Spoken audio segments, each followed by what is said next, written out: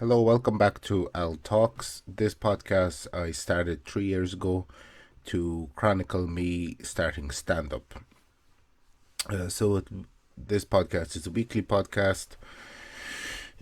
It comes out once a week, and this is just a small little introduction video into the podcast. So, down below in the description of each episode, you can go to my Linktree and find links to everything connected to me. This podcast is available on YouTube, which you're watching it on right now, and also on Spotify. But yeah, that is just a small introduction into this podcast and everything that goes along with it. Hello, welcome back to another episode. In this episode, I'll be talking about two gigs that I did terribly at, and not very happy about it, obviously. The first one was a trial by laughter. I love performing trial by laughter. It's the venue that Malinda used to run before. He went back to Austria, and now John and Coleman are running it.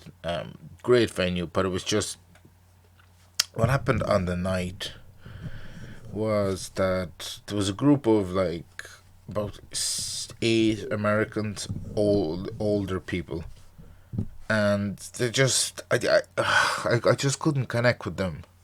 They laughed at a couple of things. There were most of the audience. There was 8 of them. There was maybe 3 or 4 other people, so kind of 12 people altogether. And I was just, I wasn't connecting with them, and it was very difficult. And it's really brought me down because it was. I've always kind of found it hard to do stand up to older people. Kind of the age group where I performed the best would be between 20 and kind of early 50s. So about a 30-year range. Beyond that, I don't do very well with very young age groups. So kind of 20 and above would be my preferred, because a lot of my stand up would be history based. Well, not basically, if you're a young person, you're on TikTok, you won't not have the history shit I'm talking about because you simply don't give a fuck. So for me, it's very difficult to connect to you because as a comedian, because I'm 33. I grew up in a different country, different era. Um, so I found it difficult to connect with younger people. So I have to kind of really cater my jokes when I perform.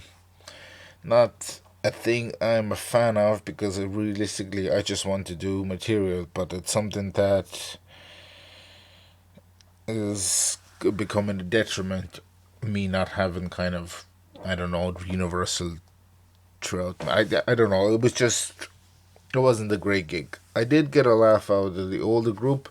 At one particular point, I kind of did an older bit, which they seemed to really enjoy. But then I still wanted to perform my newer material that I had written literally that day, a lot of it as well. So I don't know. It was just yeah, not good. Not happy with how it turned out at all whatsoever. And I don't know. It wasn't great. Didn't enjoy performing there at all. Kind of let down, to be honest. And also going forward, like I don't really know how I'm gonna approach that in the future because I don't know. It was weird. It wasn't good. And then the other gig that I did that wasn't great was Smithfield's Creatives. They have moved to a new location.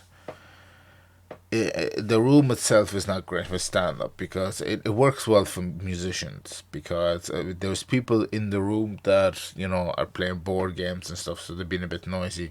They're not really paying attention to you, so it's yeah, it was just I don't know. It was like for me it was that gig, it really went nowhere. It was quite bad, and just like once again, really, I just felt really horrible and dejected from it because since I've come back from Vienna, and like I said, the Vienna material has been working really well, which I'm very happy about. You know, and I've been kind of tweaking it and tuning it and adding and taking stuff away. So it was just, I don't know. And then towards the end, I did get kind of pissed off, and I went a bit ranty, and I don't know. Definitely won't be coming back there to Smithfield's Creators while they're in that venue because, like I said, it doesn't really work for stand up, and I don't want to perform where because the other venues, there were isolated rooms, which is what you need for stand up, so it worked out well. To be honest, I preferred if they went back to the Bernard Shaw, but to just move around. But yeah, it's I don't know. It's difficult to find venues, especially in Dublin city centre for stuff. I was actually talking to somebody that are moving venues from their comedy club, so it's not a common, not an uncommon thing. But yeah, it was two shows that weren't overly great. Not really happy about it. Kind of let me down in a big way. Let myself down. I don't know. It was just wasn't great. Not happy. Like I said, I don't know how I'm gonna fix this moving forward in the future because I don't. Like I said, I don't. I don't see. I